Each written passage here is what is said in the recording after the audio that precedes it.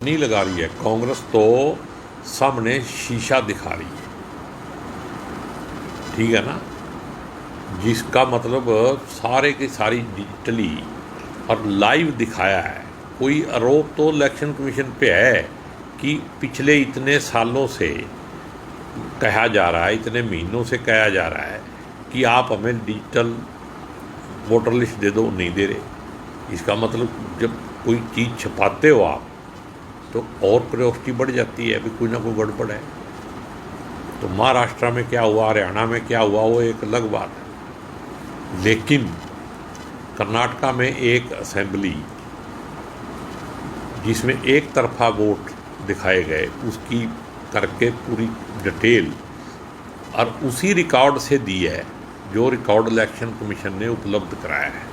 इस संगठन तो जल्दी बन जाएगा। अभी तो डिस्ट्रिक्ट की आ रही है और उसके बाद जब स्टेट की आएगी तो हम भी प्रयास कर रहे हैं, जैसे भी होगा देखेंगे उसमें क्या होता है। प्रदेश अध्यक्ष की दौड़ में पार्टी बनाएगी तो पूरी दौड़ में पार्टी ने जिम्मेदारी देनी है, हम जिम्मेदारी लेने के लिए तैयार हैं। जिला की लिस्ट देरी क्यों हो रही है सर? देरी मेरे ख्याल में देरी नहीं हो रही है, लगभग तय है, लेकिन देरी होनी भी चाहिए। बहुत सारे स्लीपर सेल भी हैं जिन्होंने, जो राहुल जी कहते हैं ना, कांग्रेस में घुसे हुए हैं और सच्चाई में हरियाणा में भी घुसे हुए हैं। तो उनकी जिन लोगों ने एमपी के एमएलए के इलेक्शन में बीजेपी का साथ दिया है, कांग्रेस का विरोध किया है, उन लोगों ने भी फार्म पर रखा है प्रधानगी का। तो ऐसे लोगों को जांच लेना चाहिए।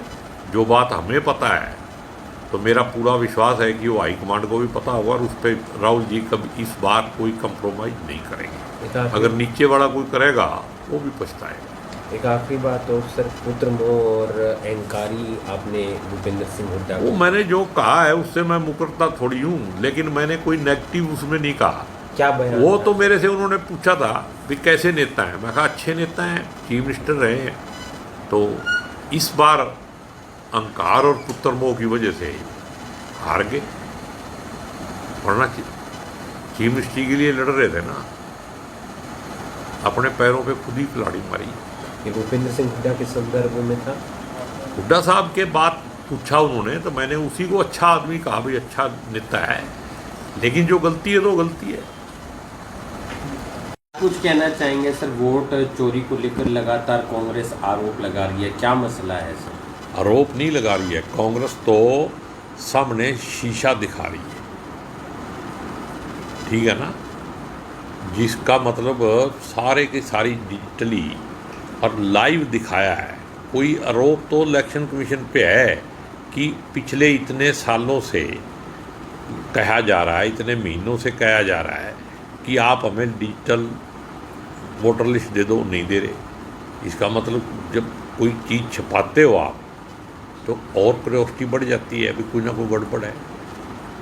तो महाराष्ट्र में क्या हुआ, हरियाणा में क्या हुआ, वो एक अलग बात है। लेकिन कर्नाटका में एक असेंबली जिसमें एक तरफा वोट दिखाए गए, उसकी करके पूरी डिटेल और उसी रिकॉर्ड से दी है जो रिकॉर्ड इलेक्शन कमीशन ने उपलब्ध कराया है। 6 महीने लगे हैं टीम को, 35-40 आदमियों ने 6 महीने काम किया है उस पर। एक जो वोटर लिस्ट से उसको सारे को पहले कंप्यूटराइज किया, तब जाके वो आई। एक बूथ नंबर, एक बंदे की फ़ोटो सारी दिखा दी। तो कमी क्या है? ये आरोप नहीं है, देश हित के अंदर लोकतंत्र और संविधान को बचाने के लिए राहुल जी का प्रयास है और उसकी लड़ाई है, उसके संघर्ष में हम उसके साथ हैं।